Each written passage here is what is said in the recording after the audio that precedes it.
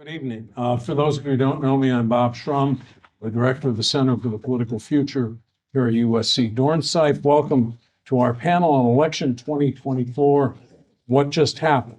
We're going to explore that question in greater depth at our annual Warsaw Conference on Practical Politics, along with discussing an extraordinary transition and what is likely to be no ordinary administration on January 30th, the town and gown. But it seems sensible to take a first cut at this not long after the Trump victory. Let me introduce our guests. Tad Devine has been a major force in Democratic politics since 1980, when he was involved at a young age in the first of many presidential campaigns. He was senior advisor to both Al Gore in 2000 and John Kerry in 2004, and his firm produced many of the DNC ads for Joe Biden in 2020. He has extensive experience in Senate, gubernatorial, and congressional contests. He's been a strategist for winning campaigns for prime minister and president overseas, and has also been a frequent commentator on politics on television and in the print press. Finally, don't hold it against him, but he's my former business partner. Steve Grant has an equally storied career on the other side of the partisan divide, providing strategic advice and producing media for presidential campaigns and for statewide candidates in 42 states, including the super PAC that played a critical role in J.D. Vance's Senate victory in Ohio in 2022. Like Tad's, his work has won major awards from the consulting community, and overseas he's conducted research, shaped strategy, media, and messaging in campaigns for president and prime minister. He earned both his master's degree and his PhD from the Annenberg School. So Steve, welcome home. Thank you. For being Thank here. you. Thrilled to be here. Three of us will talk for about 45 minutes, maybe 40, because we're a little foreshortened because the food came late, and then take questions from the audience. John F. Kennedy once said, "The victory has 100 fathers and defeat is an order." In a way, the aftermath of 2024 reminds me of that, with seemingly dozens of different explanations for the outcome, and a wide span of different groups, each riding their favorite ideological hobby horses as they try to explain what happened. So let me start with this. Kamala Harris will have lost by, I think, approximately 1.5% of the popular vote when all the ballots are counted. The third lowest margin in 136 years for Donald Trump, which will fall below the 50% threshold for a major victory. So I'll start with Tad and then move to Steve. Is this really a mandate for Trump, as people are saying? And why do Democrats seem so despondent? Well, it's great to be with you. I don't believe it was a mandate for Trump, but I think particularly for us as Democrats, we need to recognize that the scope. Pull your mic closer. We have to recognize that it was a decisive victory. And the scope of that victory. It wasn't just that the red areas got more red in the election this year. There was movement in 90% of the counties all across America towards Trump from the last election. He won all 7 battleground states. And, you know, for people like us, where we pitch those battles, we're there to win. When you lose them all, okay, that's like a strike in bowling, okay? He brought the House and the Senate are now going to be controlled by Republicans.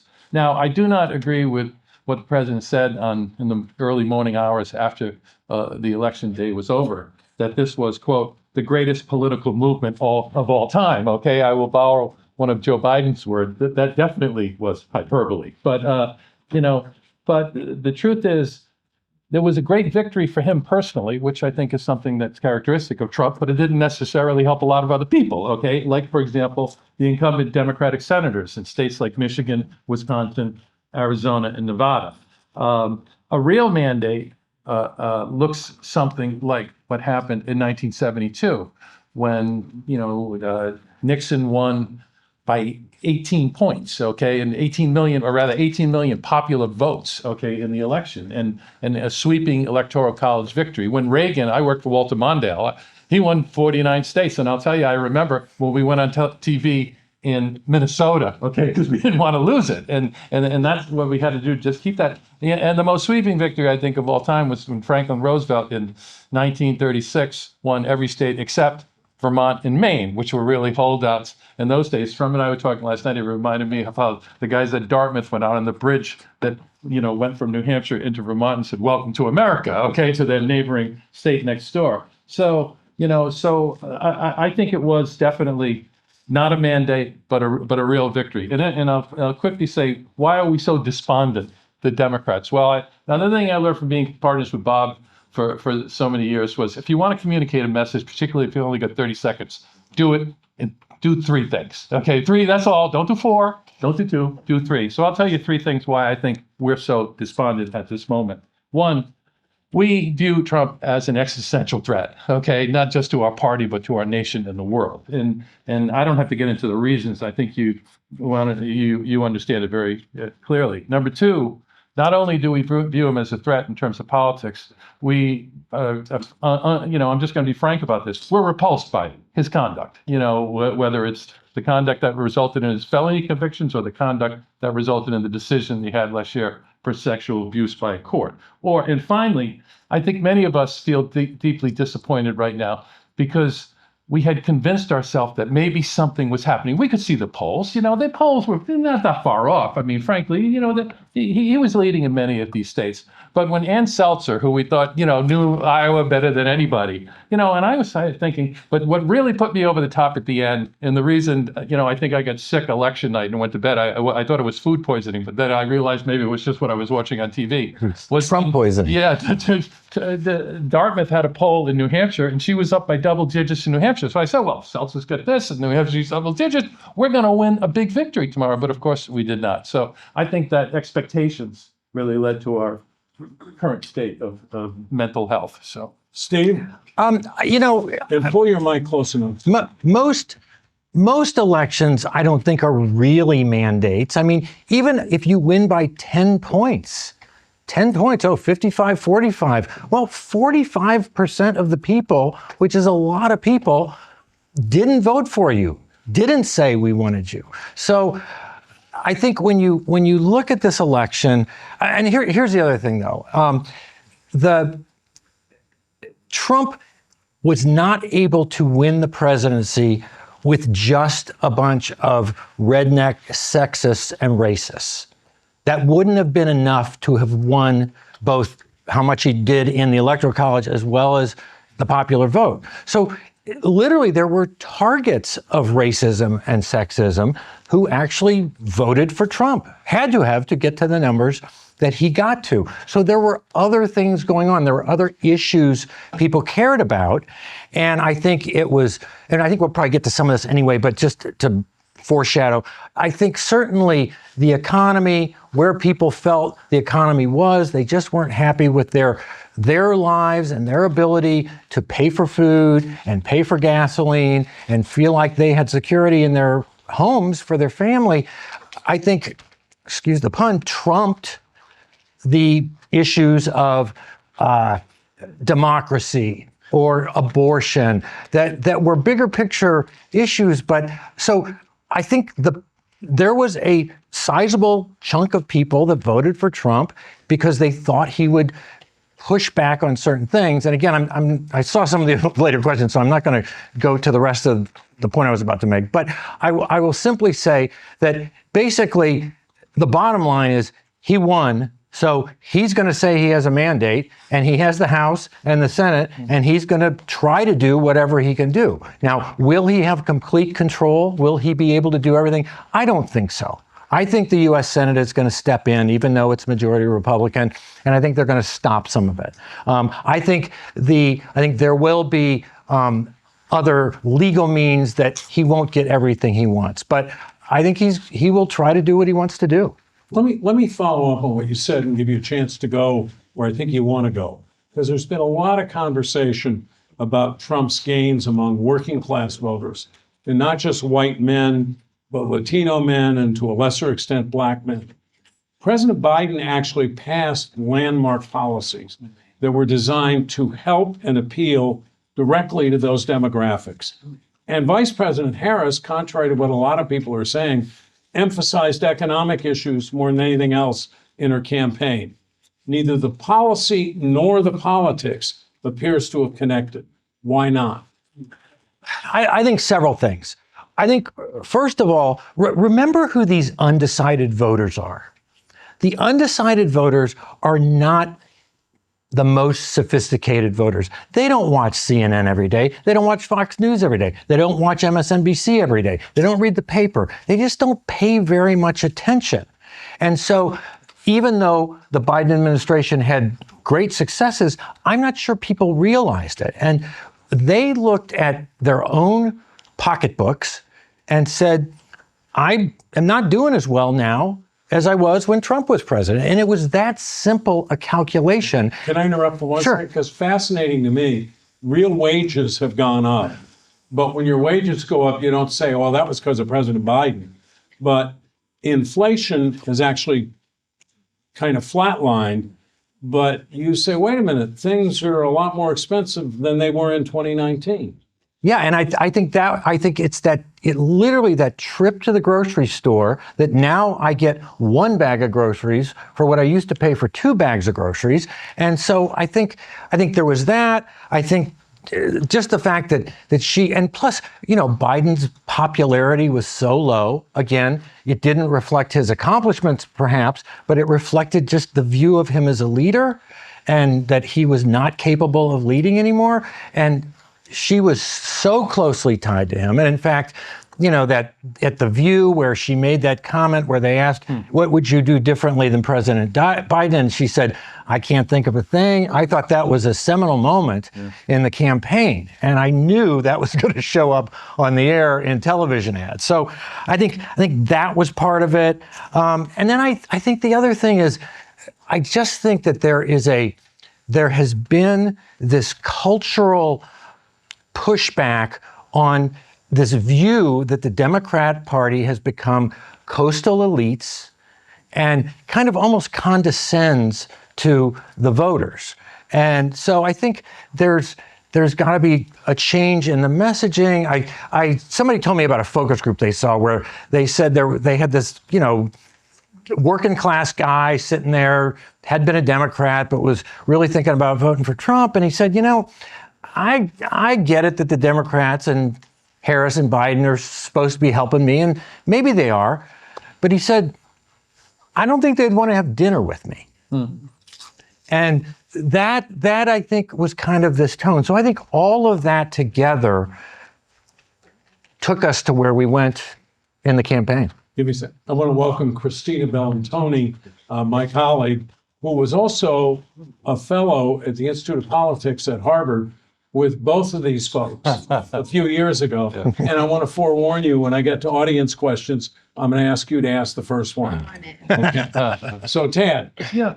Well, listen, I don't want to sound like Bernie Sanders, who I worked for in 2016, but 60% of the people in this country live from paycheck to paycheck, okay? And that's why they were concerned about going to the grocery store, and it was really affected them. I think Biden and his team really didn't work hard enough to get credit for what they did. But if you look at what they did substantively, they passed a massive infrastructure plan that is going to really do tremendous good for this country, I think, over the course of the next decade and generation. Okay, they passed the CHIPS Act, which is going to bring a tremendous amount of business for something that's a future industry into this country.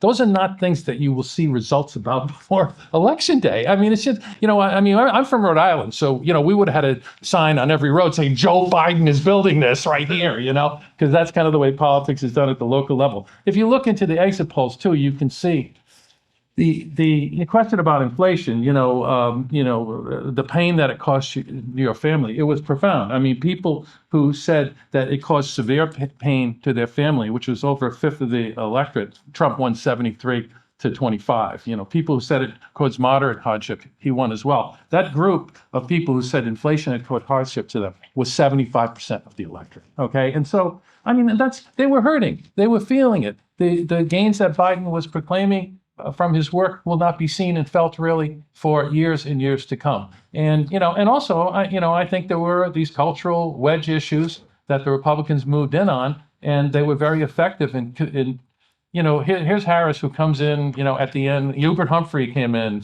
a similar time frame. He didn't run in a primary. He was a nominee in 1968, although people knew him much better, than he run for president than knew her. But she drops in. They don't know a lot about her. She gets defined by Trump and his people as someone out of the mainstream of American politics. And then, and one last thing, voters don't say, okay, well, let me look back objectively on the 4 years of Trump and the 4 years of Biden. They asked this question, I think, what have you done for me lately?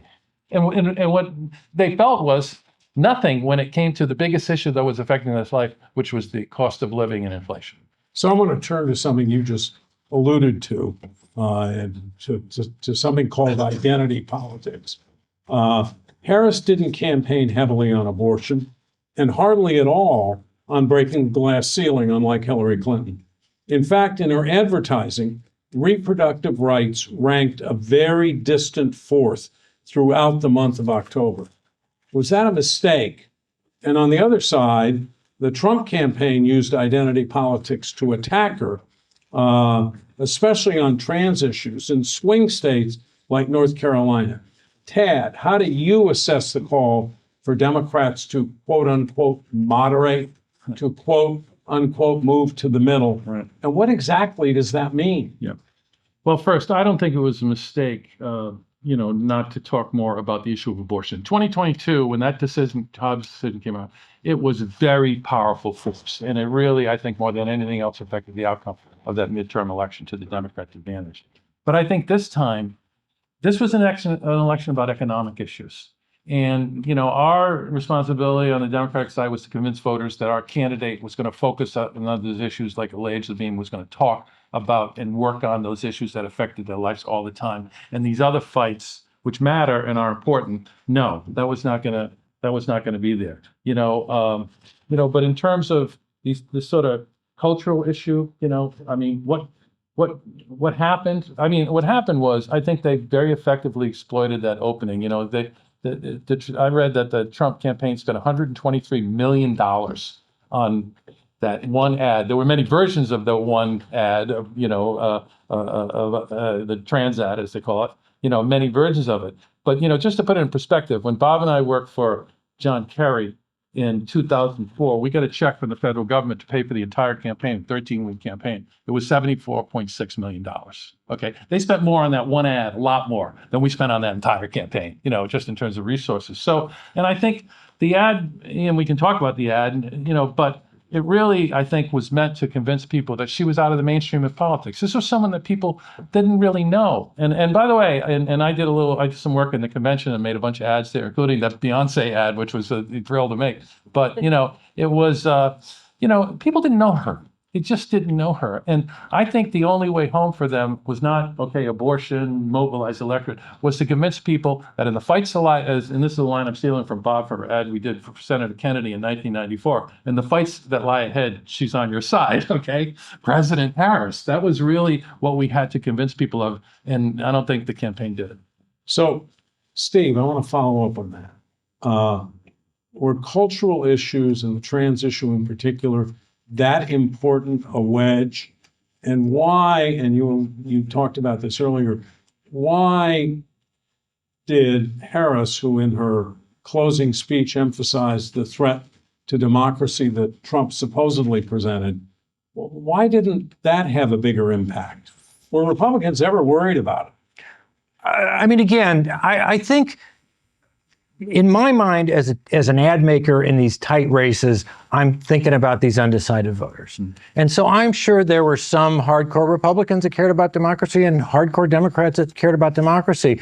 But for those in-between voters, I just don't think it was top of mind. It was too, I hate to use the word, but it was too intellectual of a concept versus putting food on the table and figuring out how I'm going to retire and if I'm going to have a roof over my head. And so I think that was a big part of it. I think, we ended up I was in the Ohio Senate race again, this time against Sherrod Brown. Brown started with 54% of the vote. The Republican candidate was not a great candidate. He made a lot of flubs. He did a lot of wrong turns in his campaign. But we must have made 8 ads probably out of the 15 that we did for that entire campaign that were on the trans issue. Now, it wasn't because, and the ads were not, we don't like trans people, there shouldn't be trans people. It was, they have taken the issue too far. It's this extreme, she's not only out of the mainstream, she is extreme liberal. And, men in girls' sports, that's too extreme. That's pushing the envelope just too far. And so I think that was why that issue. And I'll tell you, we do a lot of research in these campaigns, and we just kept testing messages.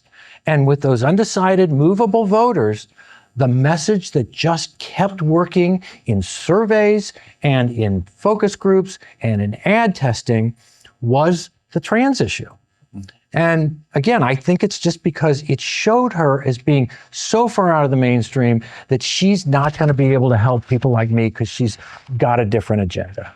So Tad, how can Democrats continue to stand up, or should they, for example, for LGBT people, and still moderate, move to the middle, convince people that they're on your side? Well, listen, first of all, I believe that the way to beat the Republicans is not to become more like them. Okay. We have to recognize that, the heart of our party is the cause of civil rights, economic and social justice, and not be afraid of those words or that tack, and I think there is a way to do it. And again, I'll refer back to my experience with Bernie. I remember when we started that campaign in 2016. I mean, listen, the press was treating us like we were a joke, okay? He went out and announced he was going to run for president in front of the United States Capitol, area called the Swamp, and basically said, I'm running for president, I'll do this. Oh, by the way, okay, I'm done. I got to go back in and vote. And everybody was like, are you guys serious? They said, no, we're serious. We're going to launch this campaign in a month. And then a month later in Vermont, we put together a big event, and I spent about 3 hours interviewing him in his backyard, and I made a 5-minute, film that basically we called Progress, that talked about, what he wanted, why he was running for president, what he wanted to do. And a lot of it was biographical, and talked about his growing up, and talked about, being involved in the civil rights at the University of Chicago and the fight. And while I was talking to him, he said something I thought was very powerful. He said, when we're talking about civil rights, and he said, we have to stand up for people, whether they're gay, whether they're transgender, they're human beings, And I don't think anyone had ever made an ad before in a presidential campaign that said transgender in it, okay? This was like not territory, but we put it in, and it didn't, what it did was express exactly where he was. But what the whole ad was about, what the 5 minutes was about, was the economic fight against powerful interests, particularly the moneyed interests that were, taking over America. And also, the fact that, and I remember testing this in Iowa, New Hampshire in the poll, he was talking about that America has a rigged economy. He was talking about, a corrupt system of campaign finance. And I suggested to the pollster, we were doing the Iowa and New Hampshire benchmark, that we take those two things, put it together. So we came up with a rigged economy held in place by a corrupt system of campaign finance. Okay, we had it in a sentence. It was the highest testing message in both primaries. Okay, and the caucus in the primary. And we went to that as the heart of our message, from the beginning. And that's what we have to do. We can't back away from our commitment to, people in terms of equality and rights and all of the things that we think represents the progress that we want to stand for. But at the same time, we must convince them that this party and our movement is not centrally about that. It's about improving the economic life of people, particularly people who are left behind. I'm really intrigued, and I'd like both of you to respond with the whole notion of get out the vote. Democrats spent hundreds of millions of dollars. I mean, they had so much money, by the way, the Harris campaign, that they hired the Sphere in Las Vegas for $9 million for the last week. But they had hundreds of millions of dollars on get out the vote activities. But a lot of potential Harris voters just didn't show up. How important is the door knocking, postcarding, and telephone banking celebrated by many grassroots activists in determining the outcome of a presidential election? Well, go ahead, either ask two media consultants. Not at all. It's all about television. Look, I understand that you may bring a kind of occupational bias to this, but I was somebody called me from Pennsylvania and said, you know, I'm voting for Harris. They've knocked on my door 7 times. If they knock on my door an 8th time, I'm not going to do it. Well, listen, you know, in 1988, I was the field director for Mike Dukakis's primary campaign, you know, and the delegate director too. And so it's not that I don't believe in organizing and going and talking to people and understand how powerful those conversations can be at a doorstep, particularly if it's from neighbors or people they trust, or even union members who are visited by representatives of their organizations or others. But when you're in a presidential election, and the turnout is, you know, in the last 2 presidential elections, 2/3 of the, you know, eligible voters in the country actually turned out, which for America is a big number. It's like a Turnout. 1960 level turnout. Yeah, it's been, I believe that if you have, even if you have seemingly unlimited resources, okay, Harris campaign, what, $1.5 billion was a relatively short period of time to communicate with people. You have to make choices about that communication. I believe that it would have been better for them to use less money on, like, you know, the Dome in Las Vegas and more money trying to get 2 to 1 on television over Trump. Okay. And, you know, and it's true, she lost all the battleground states, but she did better in every battleground state than she did outside the battleground states. You know, the loss of, you know, margin in those outside states where there was no battleground was greater. And the Democratic victories in almost all the Senate races in those battleground states. I mean, they're still counting in Pennsylvania. I don't think Bobby Casey, who we both work for, and he worked for his dad too, is going to win. But, you know, I do think that it was a demonstration that there was an effective campaign on the ground. And I think it could have been a winning campaign if the right message had been delivered more powerfully to more people. Well, and the other thing is, I do think it depends on how that program is done. I think strangers coming to the door, and particularly people from out of state who you might realize are from out of state, are one thing. I think it's about using the actual networks of those people. I mean, Bob, to your point, you know, it's like your friend, or maybe Tad, you said, your friend or your neighbor, somebody who you really listen to and trust and would do this for them. I think that's the better way to do it. We've seen in some of these state races where a door program, yes, could make a difference in a short campaign, in a tight race. The other thing is, I think the Obama campaign did this well. The Obama campaign would assign someone to that door, and that same person would come back time and time again. So they would establish a relationship with that person. And, you know, the third time they're there, they're like, oh, there's Sparky the dog, and what's Billy doing, and how did the painting go? And, you know, so they formed a more complicated and rich relationship, which I think helped.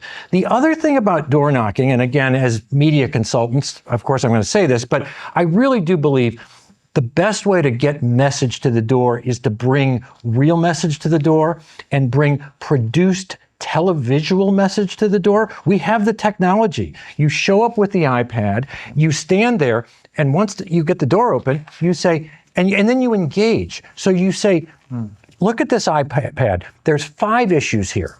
Give me 30 seconds. Touch the issue you're most concerned about.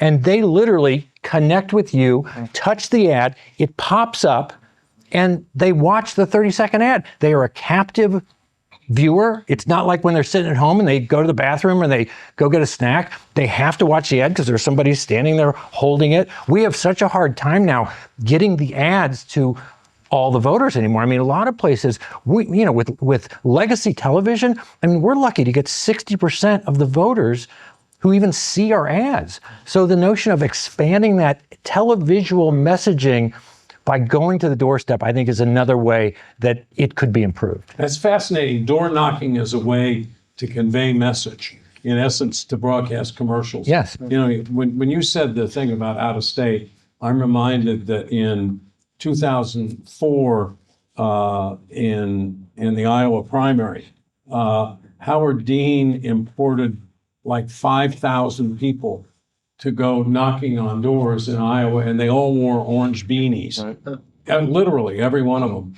And the reaction of voters in Iowa was, who are you to come here and tell me how I'm supposed to vote in this caucus? Right. And I think it actually hurt him. Yeah. So next question's for Steve.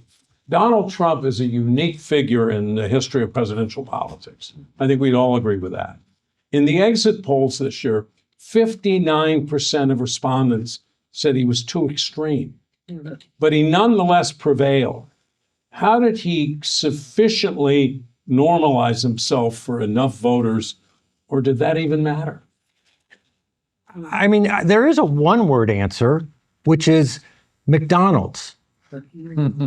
I mean, the guy, he eats at McDonald's. And again, those voters go, he's like me. And they probably would say, Kamala Harris would never eat at McDonald's. And so I just think, I mean, even though I think they've heard the narrative so much that he's extreme that I think a lot would answer the poll that he's extreme, but they still think he's going to be more like them and understand them better than they felt Kamala Harris was going to be. Yeah, and I also think, I've spent, over 40 years working on political campaigns, across the country and around the world.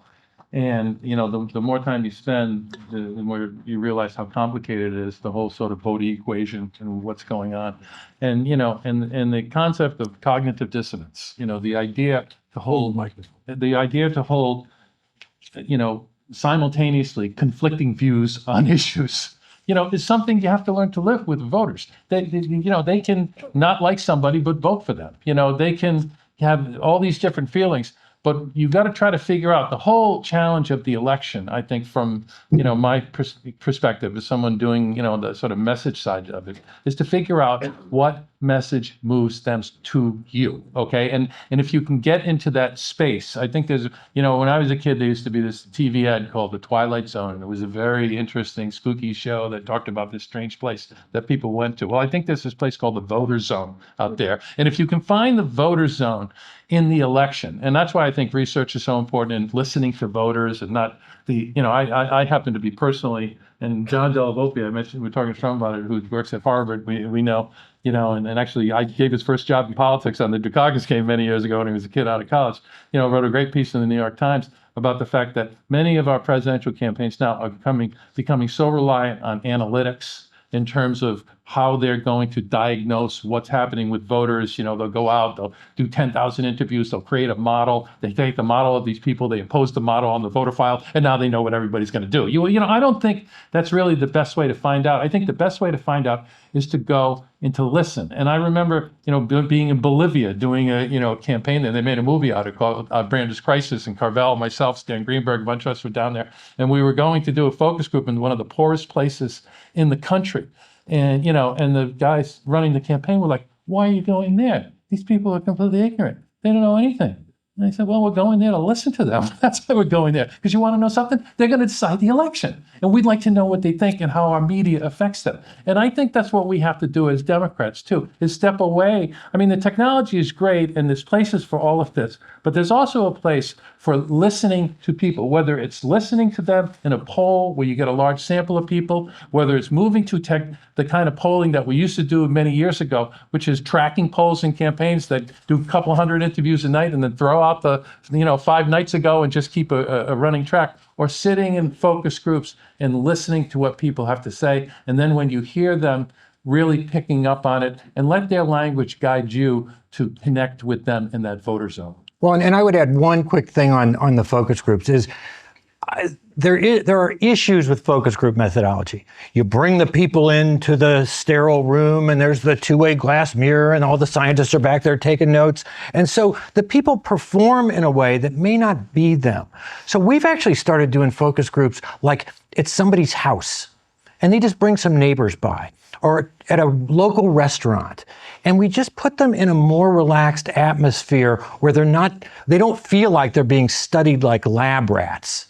And the quality of the information is a lot different because, again, we do want to hear their words, but part of it is how do we pull those words out of them? And I think that methodology can make a big difference in what you get. Yeah, let me say one thing. Yeah. That's absolutely fascinating to me because 30 years ago in Britain for the British Labour Party, we didn't have those sterile rooms and the two-way glass. So we did them in living rooms. Yeah. And you're right, people much more forthcoming. Yeah. The only thing that I was not allowed to ever ask the question because it would have given away immediately that there was a yank in the room. Right.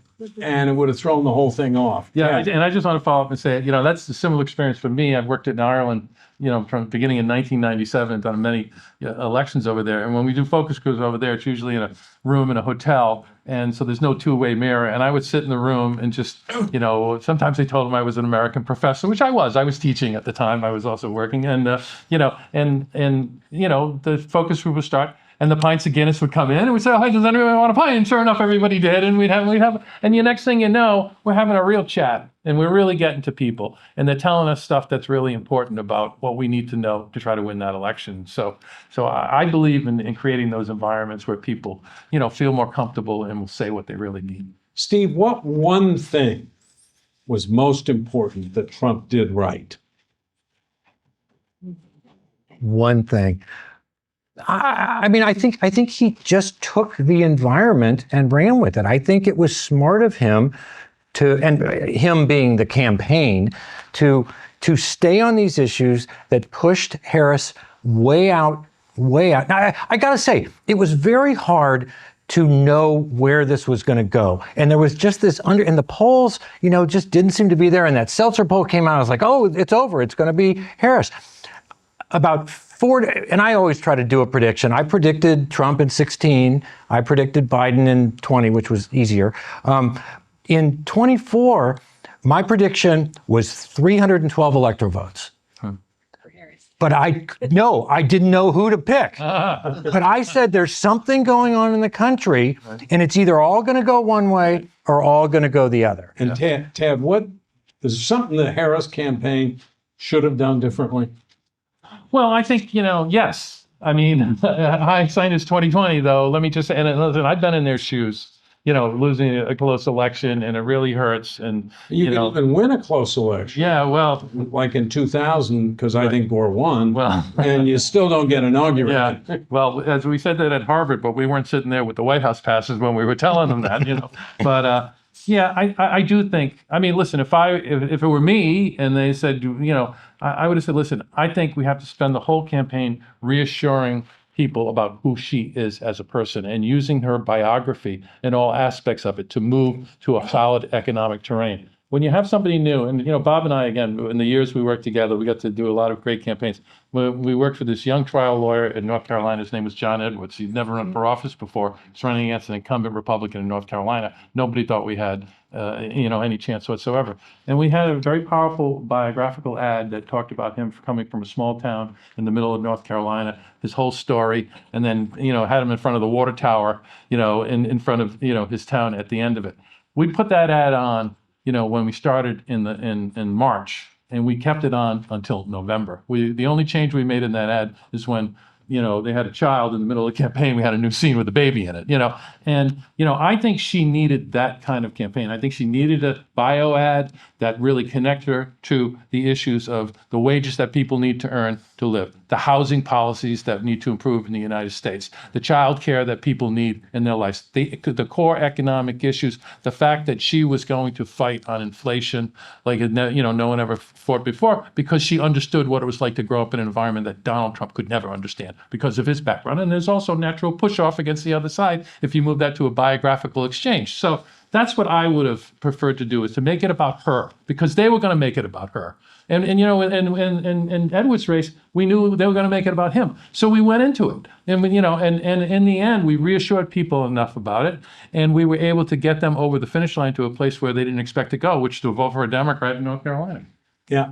My last question, and we're going to turn this over to Christina for a question in the audience. How do you both respond, and we'll start with Steve, to the critique that the country is simply not ready to elect a black woman as commander-in-chief? I don't think that's the case. In January of this year, I predicted that they were going to figure out a way to get Biden off the table, and he was not going to be the nominee. But my recommendation for who should have been the nominee was not Kamala Harris. Frankly, I think Michelle Obama could have won this campaign. So I think the country, if the right candidate is there, I think the country, even this year, could have elected an African American woman. Well, I too believe that, an African American woman could certainly become the nominee again in a nominating process where 60% of the voters are female, okay, in the Democratic nominating process. And I also believe that, you just have to be there at the right moment in time. People, we did again way back when, 1995. Shrummy and I did a little sheriff's race in Jacksonville, Florida, for a guy who was a great police officer. His name was Nat Glover. No one thought he had a, they said, well, his predecessor as sheriff said, well, they said, why aren't you endorsing Glover? He's the top guy in the department. He's won all these awards. He's man. He said, well, Jacksonville's not ready to elect black sheriffs, And we went out, and in 3 weeks, we told his story, 3 weeks of TV.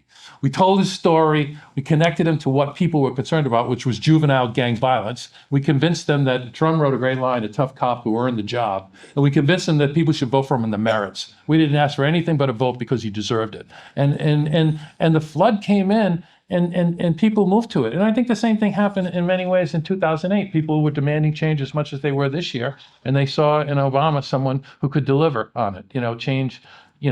We can, I mean, that was the push off of his, primary campaign. So I think, yes, that, if somebody comes along and it's the right person, I mean, last thing, not only I did Jerry Deming's campaigns when he got elected sheriff of Orange County and when he got elected mayor. His wife, Val, who was member of Congress, let me tell you something. Great. She is unbelievable. Yeah. Okay. Yeah. And I believe, if we had a nominating process and she had won it, I think she would have won the election too. And they would not run a trans ad about her, and she would have gone after him on being a tough cop. I totally agree with that. I think Val Demings would have been a phenomenal nominee. She was here at one of our conferences. She was absolutely fabulous. Christina, and Kami is actually bringing you the microphone. Thank you so much. Hello, friends. Nice to see you both. So I have a nice question and I have a nasty political question. So, But you only get one. No, ask both. Ask both. So one of the things, obviously, we did Harvard's Institute of Politics together, and one of the ways that they design that program is they have people who are from different parties or represent different parties. And I guess as students and as people approach the Thanksgiving holidays, we even had Thanksgiving together, all at Harvard, our group of 6 from a bunch of different backgrounds who, we ended up becoming really close friends.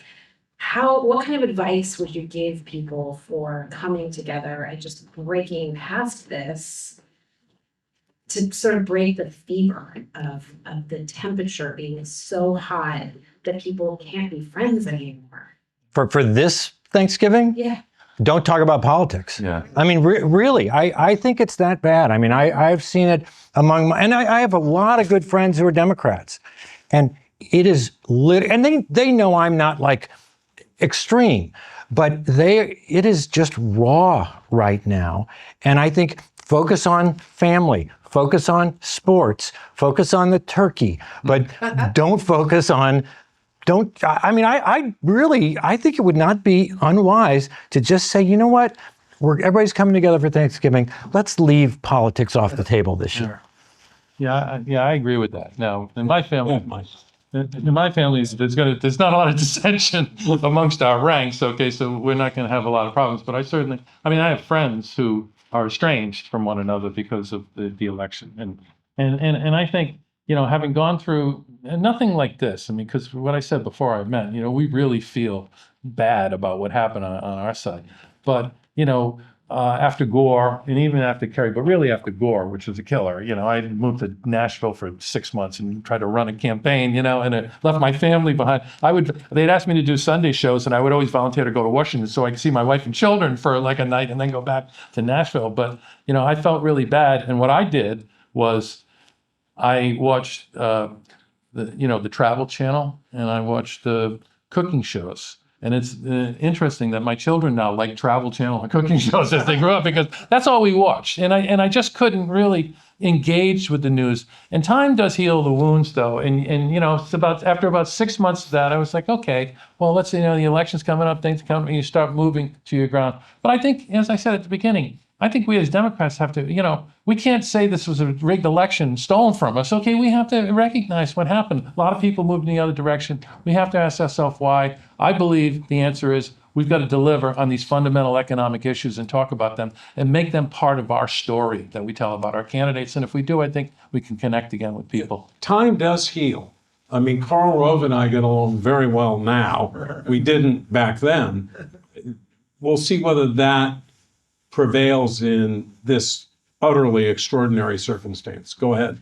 I'll just add to that. We had our election night event that many of you participated in, and we had Dr. Kelly Greco from USC Student Health, who reminded everybody that she's always available and student health resources are out there too to kind of help think about maybe that digital detox, and maybe it's talking to somebody you can get through. So it's not necessarily an apt question. I just need to okay when people ask this, but you touched on it a little bit. Like, Trump's not going to be on the ballot again, and the 2028 race has already started. Right. And I took students this year to battleground states. So we went to Trump rallies, we went to Vance rallies, and watching, or even in the primary, we were in South Carolina and the Iowa caucuses, watching like DeSantis and Haley, and now watching JD Vance. Like, they are nothing like him. Right. You even watched JD Vance's debate from almost like, what is the Republican Party going to do? Like, who is next? How do they position that? I think we've also just seen that a vice president is actually kind of a hard position to stake any claim of accomplishment on. So where do you see the Republican Party heading beyond Trump? I mean, it's going to be a food fight. I mean, there are a lot, you know, because people always say, what are the Republicans going to do? Like, there's this back room where these secret people are back there and they are the Republican Party making all the decisions. That doesn't exist. There are all these little enclaves and fiefdoms of groups that are going to vie to get there, and they're going to watch and they're going to see where they can fit in. I am fairly convinced, and it was particularly from the vice presidential debate, actually, that I don't think it's a winning strategy to try to beat Trump 2.0. I think Donald Trump was an anomaly, and I just don't think anybody else can pull it off, certainly not one of his sons. I mean, you saw J.D. Vance. He took a very different demeanor. He did not try to be like Donald Trump. So I think some will try to be, but I think they just won't be the real deal, and they will fall flat. So hopefully, I think there will be a moderating to some degree, and I think these various people, whether it's Haley, whether it's DeSantis, I mean, there's going to be a big group that tries to get there, and they will follow the world as it goes and see where they need to pivot to, and most of them will be willing to do that kind of pivot. Tad, what about the Democrats, and do you think that the changes in the primary system make sense? I do not think the changes in the primary system make sense. I believe the primary system was, you know, to borrow a Bernie phrase, rigged, okay? Just like he says the economy is. It was rigged by the White House to make sure that Biden was unopposed in the nominating process. The nominating process, and I spent a lot of time, the entire decade of the 80s, I worked with delegates in the nominating process, you know, and so I spent a lot of time on it over the years. The nominating process should be a place that tests candidates, that first of all gives a lot of people an opportunity to get in it at the front end, because it's not so massive that you need all kinds of money, outside money, to get through, that can be tested and then can emerge and produces the strongest candidate to win the general election. And I think the changes that we've made in the nominating process will not help us to do that. Listen, I was in Iowa in 2016 with Bernie, and I saw it from a distance in 2020. And the Iowa caucuses in both instances would not run the way that they should have been run in order for us to have confidence in that process. So that's a separate issue. The New Hampshire primary, on the other hand, I think is a tremendous test of strength. And I've been with people who won it, you know, like Mike Dukakis and, you know, Bernie Sanders, who got more votes in that primary than anybody in the 100 100+ year history And of the Gore primary, and Kerry. and Al Gore and John Kerry, and I've been with people who've lost there too. And I was there in 1984 when Gary Hart streaked past Mondale. But that's the beauty of that state and that process, is it gives somebody like that an opportunity. I mean, when Obama won Iowa and then Hillary beat him in New Hampshire, I mean, to me, New Hampshire is a tremendous place to prove yourself in that primary. And I hope that the Democratic Party steps back, looks at the nominating process that has been constructed, really was constructed by the president and the people around him for his advantage, and understands that that's not the way for us to produce the strongest candidate for president. We need to get back to some of the other stuff. We need to make it easier to enter and to succeed, and we need to make it easier for the party to coalesce around someone who demonstrates that the voters are with them. I mean, this was part of the problem with Harris, is that she didn't go through that process. She wasn't tested by fire at all. She just got the pass in. Right. So we have like six minutes left, and we have to stop at 5. So we're going to see if we can get in a few quick questions. Yeah, sir.